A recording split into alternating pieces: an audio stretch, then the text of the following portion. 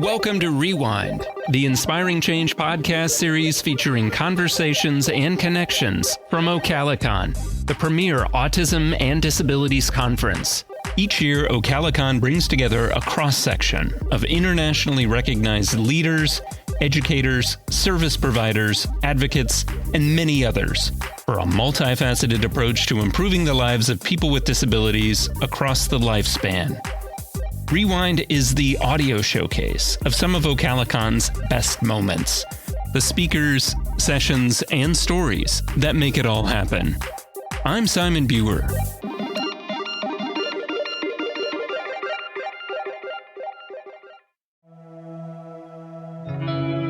As disabled people, it's easy for us to feel isolated, and it's sometimes easy for us to feel like we don't have any power. But as disabled people, the more we come together, the more change we can affect in the world.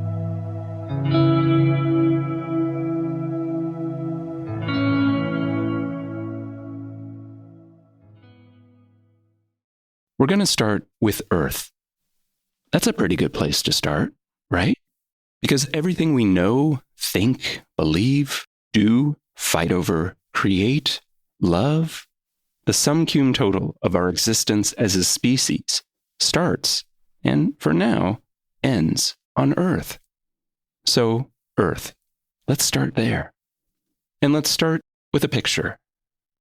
Early on in this episode, you'll hear Dr. Sheri Wells-Jenson refer to a photo of Earth. And sometimes that's a challenge when we take a video recording and we turn it into an audio podcast. Because, of course, you can't see the photo she's talking about. But I don't think it matters here. It doesn't matter, for one, because Dr. Wells-Jenson is skilled in the art of audio description. So when she shows you a photo of Earth, and she shows other pictures as well throughout the video, she tells you what's in it, using descriptive language to highlight the key elements and features. Audio description is important for creating access. Even if you can't see the photo, her words can help you build or conjure an image in your mind. But it also doesn't matter because it's not the photo that's important, as Dr. Wells-Jenson says. It's the notion of wonder that the photo inspires. And wonder is not intrinsic to the photo. That comes from you. It's part of you. It's a gift. So, wondering, wonderful being, keep that gift close at hand, and let's step into this bold audio adventure with Dr. Sheri Wells-Jenson. I'm not here to tell you that what you ought to do is follow your dreams and steadfastly do that and just ignore all the criticisms and do it, and break your hearts and shatter your endurance trying to do the impossible. That's not what I'm here to tell you to do, because that, honestly, that whole single-handed running at barriers thing is a way to break your heart, and it is a way to wear yourself out. But there is a way to make change in the world, and I have something much more important and much more urgent to say to you than try your doggone hardest all by yourself. Remember that 1 out of 5 human beings on this planet is disabled, and that's a lot of people, and that's a lot of potential power. We don't need to do things individually. I want to start with something inspirational, something amazing, something like Earth. Here's a picture of Earth. It is the most mundane and yet the most miraculous thing we know. Astronaut Chris Hadfield, who spent many, many days in space, both aboard the shuttle and aboard the International Space Station, he talks about looking down at Earth, and he talks about it like this.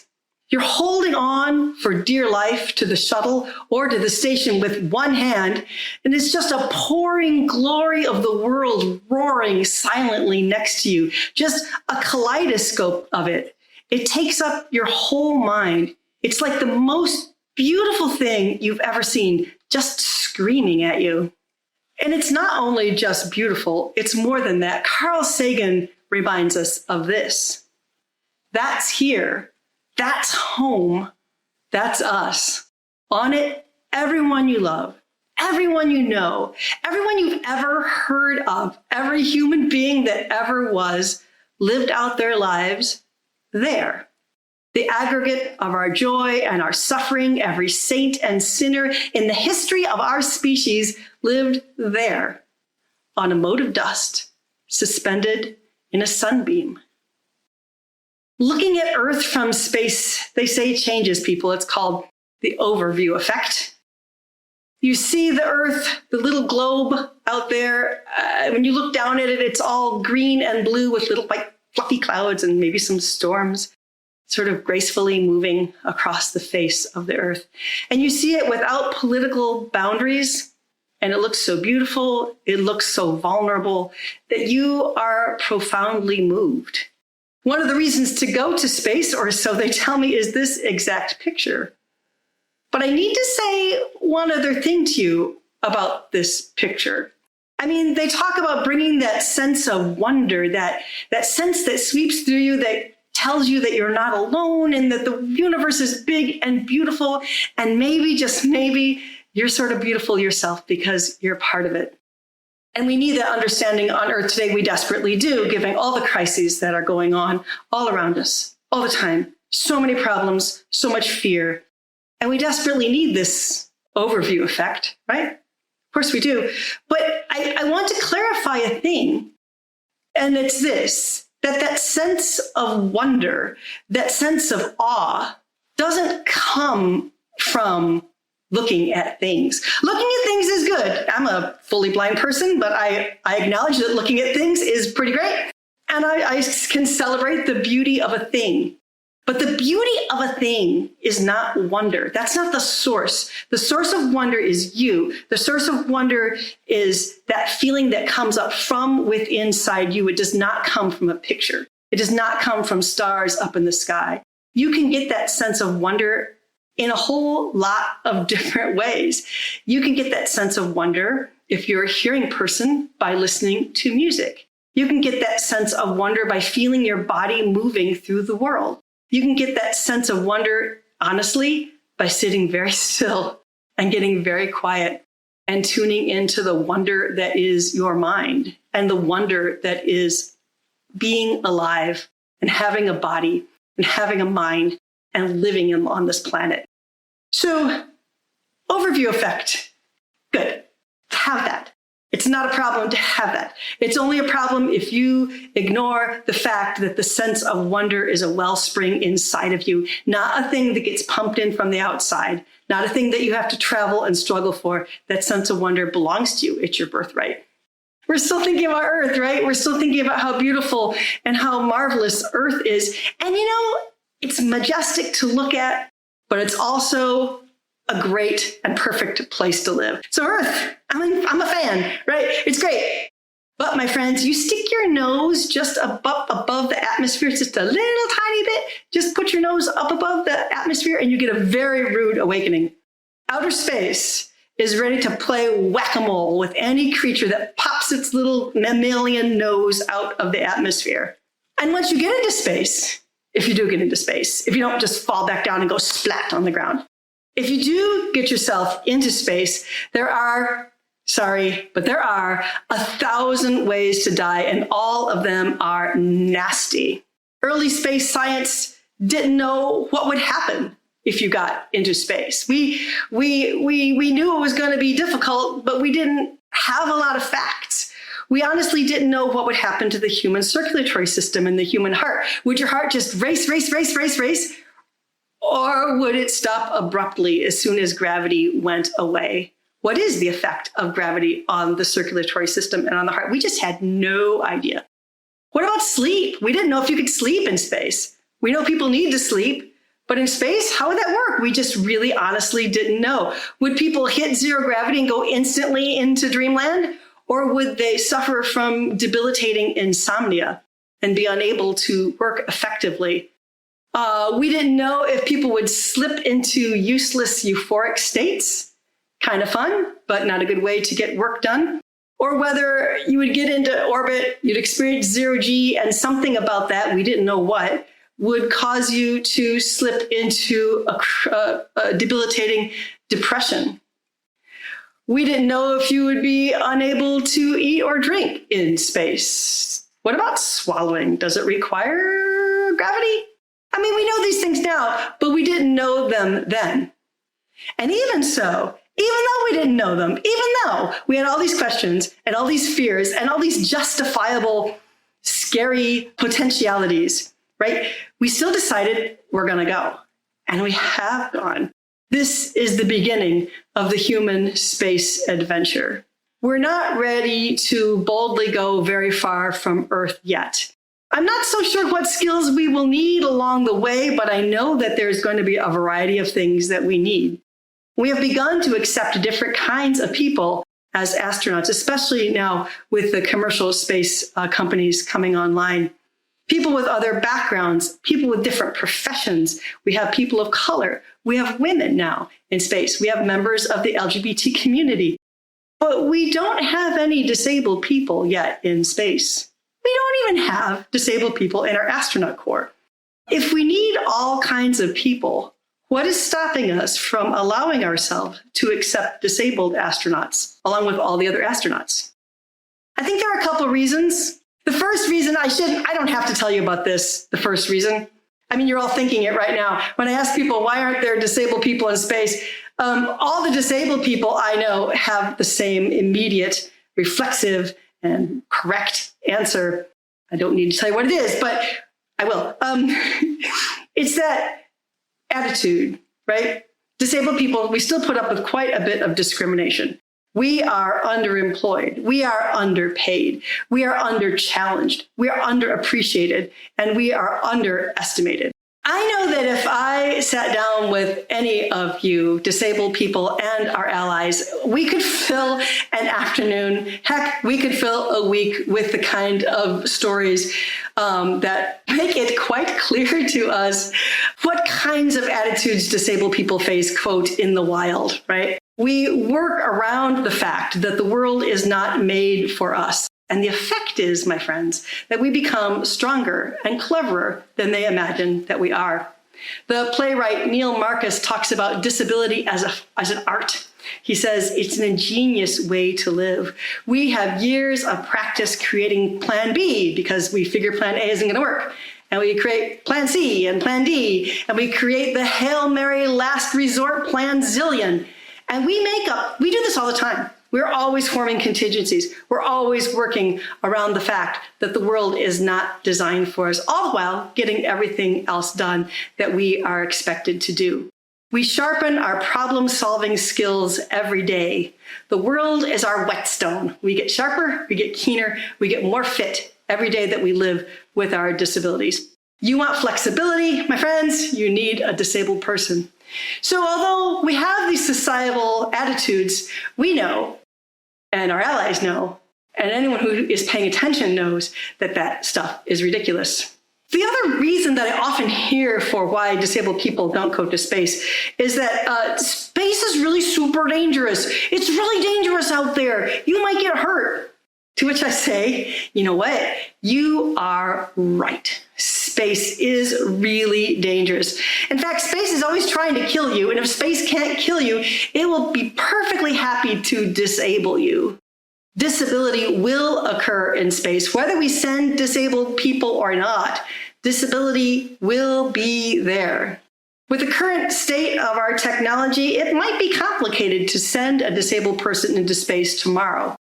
But it would be absolutely devastating to have an astronaut become disabled in space 1 million miles from home with no hope of assistance, maybe unable to read the control screens that he needs to pilot the ship, maybe unable to hear communications that she longs to hear and needs to hear from Earth, maybe without a spacesuit that fits anymore. We haven't gathered the data yet for how disabled people are going to do their thing in space. For example, if you are deaf and you use ASL and your hands are gracefully moving through space, sometimes vigorously moving in the air, in the space around you, if you're in zero gravity, is that going to sort of knock you around the room? Is your gesture, will you push yourself around? If you are a wheelchair user and you have lower limb paralysis, what do you do with your legs in zero gravity? Does it make sense to sort of, what are you going to do? Is that okay? Is it going to be all right? Are they just going to trail along, or should you maybe tether them together? You need some kind of brace? What's the best practice there? If you're a blind person, what do you do about that dropped cup? Where did that go anyway, if it just floated away from me? We need data, and we need to have access to zero gravity so that we can figure things out. We do that with parabolic flights. This is a way of creating short bouts of zero gravity that NASA has been using for decades now. I'll tell you more about what it feels like inside the plane in a minute, but this is what the plane does. So here we go. Here's a little plane. He's flying along at about 10 or 15,000 feet. And then he puts his nose upward, and he goes sharply 45 degrees up, accelerating high into the air, fast, to about 30,000 feet. And everyone in the plane is experiencing 1.8 gravities. They're all pushed back into their seats or onto the floor, wherever they're at. And then the airplane tips up and over, and he points his nose down at, scarily, I think, looking at it like this, at about 45 degrees. And it just sort of dives downward. And while the plane is falling through the air, everyone on board experiences about 15 or 20 seconds of zero gravity floating around inside the plane. And when it gets back down to about 10,000 feet, so it doesn't splat into the water, it pulls up. The pilots pull the plane up, pull the nose up, and it levels out. And on board, the coaches are yelling, "Feet down, coming out!" And you all know that gravity is about to return. And then it levels out, and then it immediately starts going up the other side of the next hill, the next parabola, and it goes up to the top, and it crests over the top, and it dives down the other side with the people all screaming and laughing and doing their experiments, and it gets to the bottom, and it pulls up again, and it just continues to fly in these arcs, these parabolic arcs. So this on your screen now is a picture of the zero-G plane from the Zero-G Corporation that we all flew in.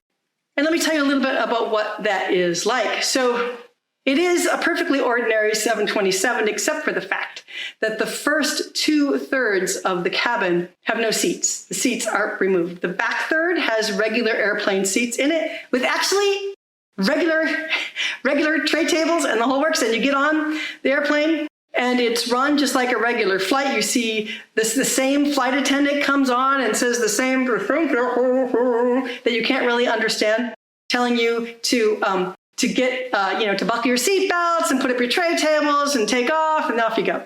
Same thing. And you're thinking, wow, this is prosaic and weird. This feels so completely normal. When you get out to the place over the ocean where you're going to do your parabolas, and you get about 15 parabolas, they tell me that that's about the point at which people start to feel a little bit sick, if they're going to feel a little bit sick. Everybody unbuckles their seatbelts, and they sort of start moving into the front 2/3 of the airplane, which have been changed from a couple rows of seats with an aisle in the middle to this great big giant padded area. They feel kind of like and look kind of like white wrestling mats. They're just very thickly padded on the floor. They're very thickly padded also on the walls. They're also very thickly padded on the ceiling because remember, we're about to do zero gravity here. So who knows where your body is going to end up. And here, this was me going out there from my seat into this area where we'd practiced doing this before. We had the plane the day before, we'd run through it. And everyone around me was bouncing up and down, and they were so excited to be doing this thing. And I'm thinking, please, God, don't let me cry. Please, God, don't let me just burst into tears and call for my mama. Let me at least have a little bit of dignity about this, because I was scared, but I was super curious about what was happening. It was the curiosity that had brought me, not the thrill of the hunt or the excitement of the dive. It was just, what is this going to be like? We all went out to our places and we laid down on our backs, and we heard the flight attendant, the coach, actually call on the pole, which meant the airplane was starting to do its rise up the first hill of the first parabola. And it felt like kind of a not very wild roller coaster. And I remember thinking to myself, jeepers, this isn't so bad. I'm not pasted onto the floor. I can move my arms and legs around. I'm doing okay. It's really loud. It's also quite cold, because that's one of the reasons they do that is to sort of keep everybody from getting sick, because heat causes nausea, right? So it's cold, it's loud, two of my least favorite things. It's shaky, and we're about to do something dangerous. Without any real warning, the noise of the airplane shifts slightly, and I think that I feel the nose of the airplane tipping down. Anyway, it feels like my feet are getting lower than my head, and I had just this white hot streak of panic go through me, thinking, this is it. It's going to feel like falling, and I am going to cry. I'm going to scream. I'm going to yell, please get me off this plane. And as I'm thinking that, I'm getting ready to grab for something to hold on to. And then the weirdest thing happened that I've ever experienced in my life. I reached behind me, and instead of the floor being behind me that I was supposed to be laying on, there was a couple inches of air. And I thought to myself, what kind of weird air do they have here that can slip between you and the floor like that? I didn't feel myself lift up. I just wasn't laying on the floor anymore. And then, my friends, things got really weird. And it was the most fun I have ever had. It was a delight. It was not scary at all. It felt like you were being held, but that you weren't being touched. It felt like you had arms.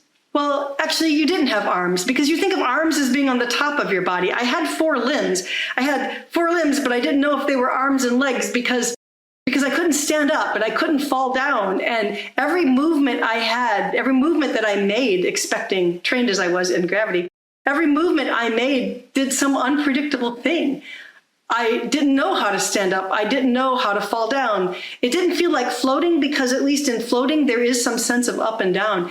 And it didn't feel like falling. And it didn't feel like swimming, because again, like swimming, you always kind of know which way is up and which way is down. And it was incredibly funny. And it was incredibly gentle. And it was fun. And it was glorious. And it was liberating. And it was wild. But the point was not to show that disabled people can take a shaking. If that's all we wanted to show, is that we're kind of tough and we're kind of brave. I mean, most of us are brave, then there's me. We're kind of tough and we're kind of brave, most of us. But the point was the tasks that we were able to perform in zero gravity and the things that we learned. So we did learn between that flight and a couple subsequent flights, we did learn that probably the best thing to do with your paralyzed legs is, in fact, tether them together, and to tether them together pretty tightly. We did learn that not only does ASL not knock you around the cabin, but if one of you is standing up, floating this way, feet down, and the other one is floating upside down with reference to that person, feet up toward the ceiling, and you're signing to one another, we learned that you can, in fact, understand one another. We learned some things about orientation for a blind person in zero gravity. We learned that you can use some tactile markers on the walls to get a quick and accurate sense of which way is up and which way is down and which way is the exit. On later flights, we took up some of the questions that the industry has been asking. For example, can a disabled person, a blind person or a person in a wheelchair in particular, can those people find and get themselves into a seat in zero gravity and fasten a 5-point harness in the allotted time, which I think is 15 seconds? The answer is yes. Yes, we can. So those are some of the things that we learned. And it was great. And it was amazing, and it was new, and I really do think that we have moved the needle a little bit. We are changing what the space industry thinks astronauts should be like. I think slowly we are making that change. But space is only part of this goal. And honestly, lack of access to space is not something, well, not something yet anyway, that bothers most disabled people on a daily basis. I told you that there was something better than follow your dreams that was going to come out of this. And this is that thing. I think that I have learned that it takes 2 things to make real change in the world. The first is a loving and supportive community. We did not go to zero gravity. We didn't do these things. Nobody did this by themselves. It was not one person's audacious and ceaseless fight all by themselves, breaking their hearts alone to make this thing happen. This thing happened because of a determined and dedicated and loving community of disabled people and our allies making this work together. It's this abiding sense of community. Abiding sense of community is the first thing you need. The second thing you need is an abiding sense of dissatisfaction with the way things are. We can change just about anything that we put our minds to, and we can have this. I love this picture. This to me is the best result pictorially. and maybe the best experience of all of our zero-G flights. This is a picture of zero-G's 727 called G-Force One. And instead of just the sleek airplane sitting there, it is the sleek airplane sitting there with the side cargo door open and this marvelous, beautiful, graceful wheelchair ramp moving from that cargo door down to the tarmac so that anybody can walk aboard that airplane. Honestly, this is the picture of that airplane that I love most of all. It's the picture with the ramp. And if we do that, we can have this. This is the picture of all of us, the disabled folk and our allies standing outside in front of the plane. And we can create this. This can be the next class of NASA astronauts, and they can look like us. In this picture, we have several folks in wheelchairs. We have people with prosthetic legs. We have a couple blind people standing there with our white canes. We have deaf folk, and we have our allies, and we're all gathered there together. And if we can hang on to our community and we can hang on to our abiding sense of dissatisfaction long enough to do the things that we've already done, we could do just about anything that we want to do. Dr. Sheri Wells-Jenson is an associate professor at Bowling Green State University in Bowling Green, Ohio, and the 2023 Baruch S. Blumberg NASA Library of Congress Chair in Astrobiology, Exploration, and Scientific Innovation. And she's also on the leadership team of Astro Access, a project which, among other things, is dedicated to promoting disability inclusion in space exploration. This podcast was produced from her OCALI keynote, Disability and Space, a Necessary Partnership. You can find more great presentations by Dr. Sheri Wells-Jenson on YouTube and other streaming platforms. And while you're at it, check out her band, Grubs, the Grand Royal Ukulelists of the Black Swamp.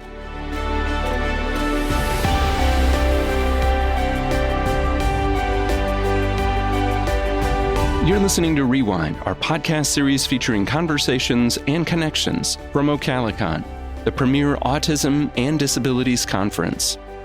Learn more about OCALI at ocalicon.org. Thanks for listening. I'm Simon Buer. We'll see you soon.